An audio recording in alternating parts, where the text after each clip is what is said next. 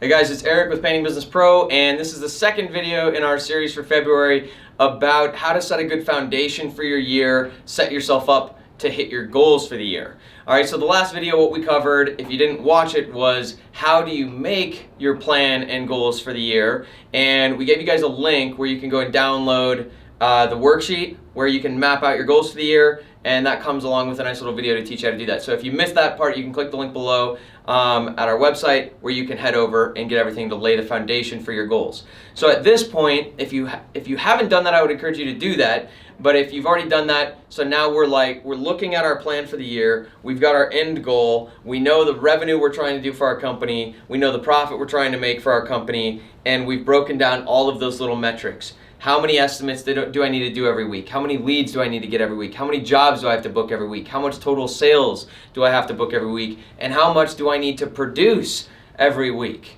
Meaning actually the houses I need to paint. So if we're selling 10,000 a week, we usually need to be producing 10,000 a week some point shortly after that.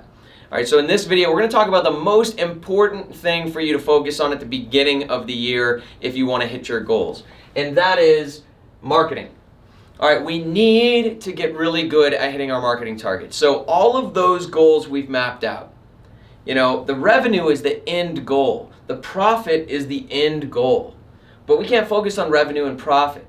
We need to focus on how many jobs we book, because how many jobs we book determines profit. But before that, we need to hit our estimate number, and before that, we need enough interested customers to hit our estimate number.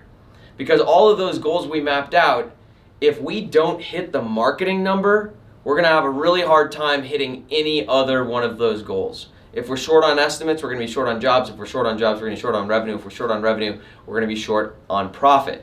All right, in the last video, we're going to cover some other big mistakes that get in the way and hurdles that get in the way. For this video, we're going to focus exclusively on marketing and what you need to do early on to set yourself on a pace to hit your targets for the year.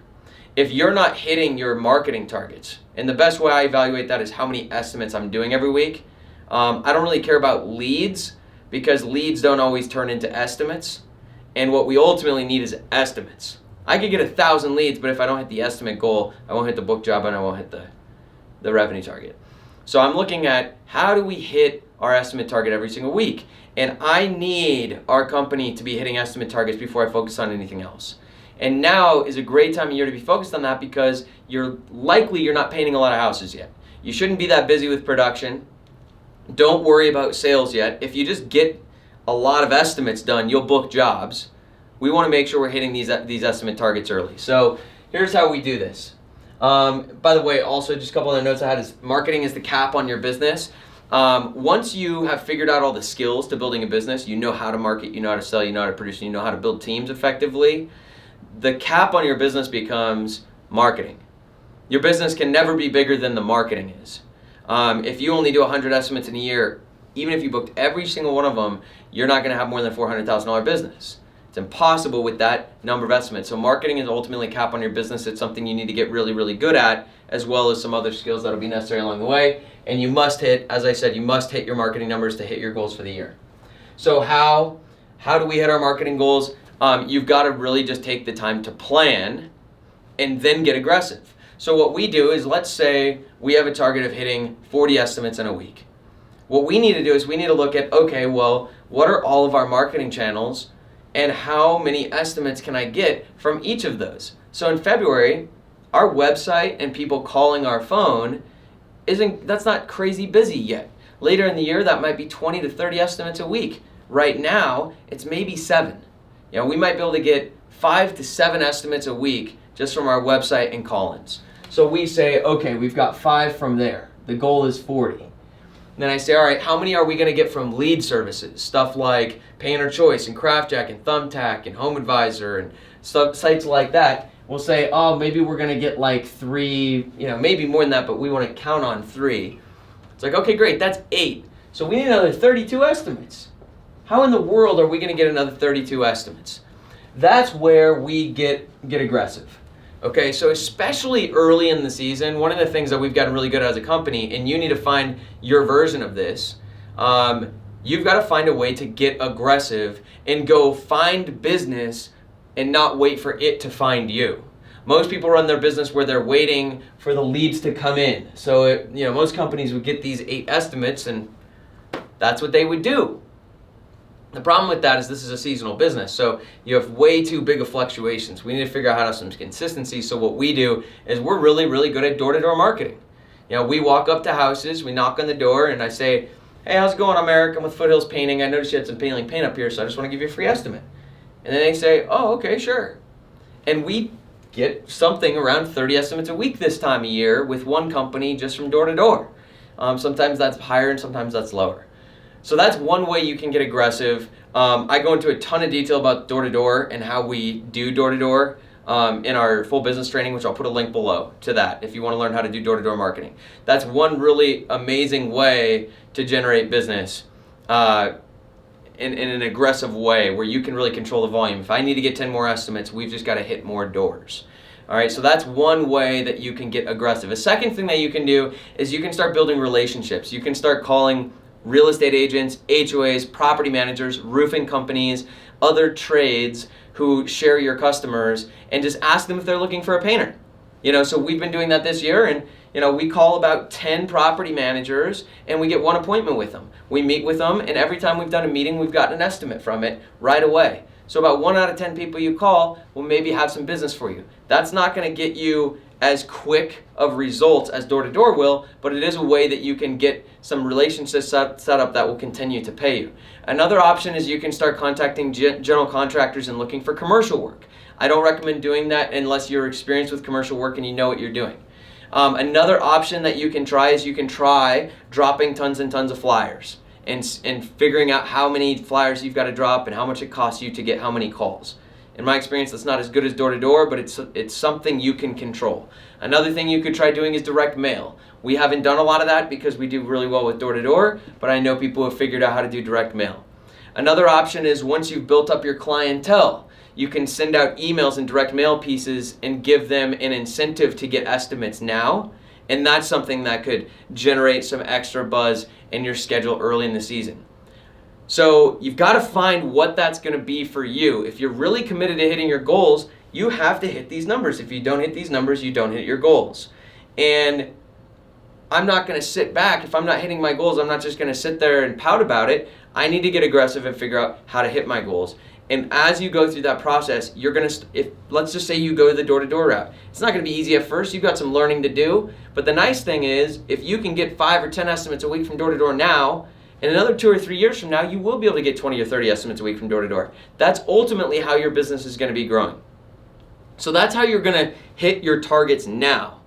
So I want to talk to you about the bigger picture, because every year your business is going to be different, and some years your business is a little smaller, other years your business is going to be bigger, and some of you have really big companies out there. And so we want to look at how are we going to build our marketing mix in the big picture. All right, so I just want to point out some of the things that you can think about implementing, and then I'll make a couple other points about it. So one thing is, in the big picture, you definitely should have a good website that's ranking on Google. You're going to have to pay for that. It's SEO, website development, that sort of thing. But that's one place that throughout the year we'll maybe get $500,000 to $1 million in business for just one of our companies from our website. All right, so that's something you're going to want in the big picture. Another thing is utilizing lead services. There's maybe 10 lead services out there if we really dig deep, maybe even more. Lead services are companies that you sign up with, and they basically charge you every time they send you a customer. You've got to have a good sales process to make these work, but if you add up all those lead services, that probably generates our business $500,000 to $1 million a year in one of our smaller markets. All right, in bigger markets, there's people who are generating millions of dollars in business from just lead services. That's something you're going to want to figure out and solve that puzzle. Another one is relationships. I mentioned that a little bit. That kind of goes with, it's already there. So relationships is with property managers, HOAs, real estate agents, roofers, other trades, your local chamber of commerce, Rotary clubs, B&I groups and networking groups. Building relationships where you're kind of the go-to person in the community is something you're going to want to establish as well. Review sites. That's what I would refer to as the stuff where the reviews are really important. That's like Yelp and Angie's List. Those are those are really great services once you have a bunch of reviews. The tough thing is you're probably going to lose money on it for a while until you get enough reviews that it starts to become more and more profitable. So that's something that you're going to want to do. Job site marketing is obviously a huge one. You want to get really good at marketing around your job sites. And so we want to make sure we got lawn signs up, we're dropping flyers, we're talking to the neighbors, maybe we're putting a trailer in front of the house. There's also some interesting stuff you can do with geo-targeting with ads now these days, online ads. So there's a lot of different opportunities to do job site marketing. I talked about some of the aggressive stuff. Retention, so that's customer retention. After someone paints their house with you, what are you doing to keep in touch with them over the years? Are you doing direct mail? Are you doing emails? Are you doing text? Are you making phone calls to them? Are you showing ads on to them on Facebook and online? What are you doing to keep yourself on the top of their mind for the next time they need a project? And then obviously referrals. What strategies do you have in place and what systems do you have in place for referrals? That's a lot of stuff. So I want to point out a couple things that you want to focus on early with, because a lot of this stuff is going to take time.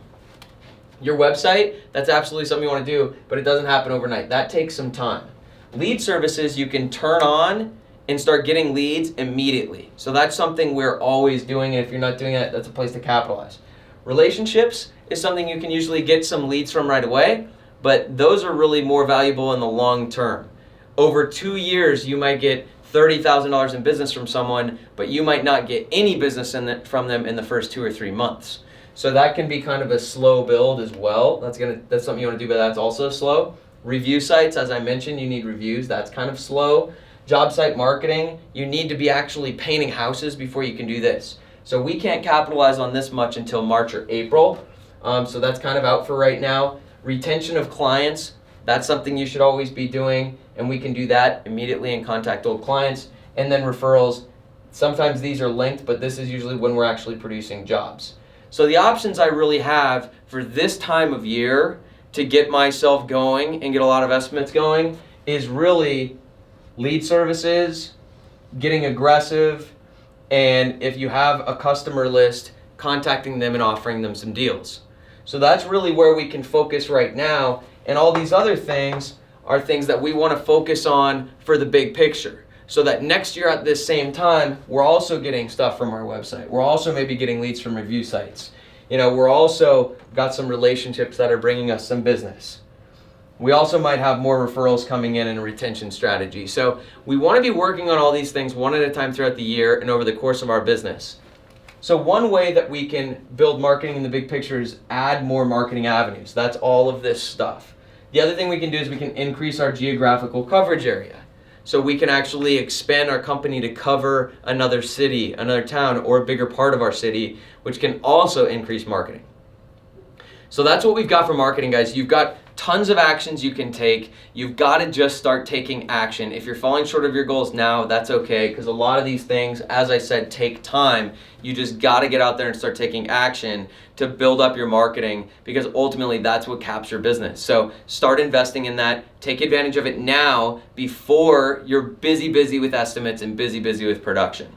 So I'm going to put a couple links below. One is going to be a link to the goals setup, so you can go and create your goals for the year if you haven't done that. Second link is going to be a link to Painting Business Pro and our full business training, which includes how we do door-to-door, as well as tons of other training. And then the third link is going to be a link over to Painter Choice, which is a lead service I co-own, where we provide leads. And obviously, of course, I stand behind that service, and we do an awesome job. But that's not the only service you should use. You should be capitalizing on all lead services as well. But I'll drop those links below the video. We're doing themed videos and months throughout the year. If you don't want to miss any updates, make sure you subscribe below and push that little bell icon next to the subscribe button to make sure you get notified when we release new videos. And if you like this video, give it a thumbs up. If you have any questions, drop a comment below, and we'll see you next week, where we're going to talk about the biggest things that actually get in the way. If you've done step 1 and set your goals, and you've done step 2 and you're working on this, we're going to talk about some of the things that I see consistently get in the way of people hitting their goals. So hopefully you can avoid some of these hurdles and obstacles as you pursue your goals this year. So we'll see you next week.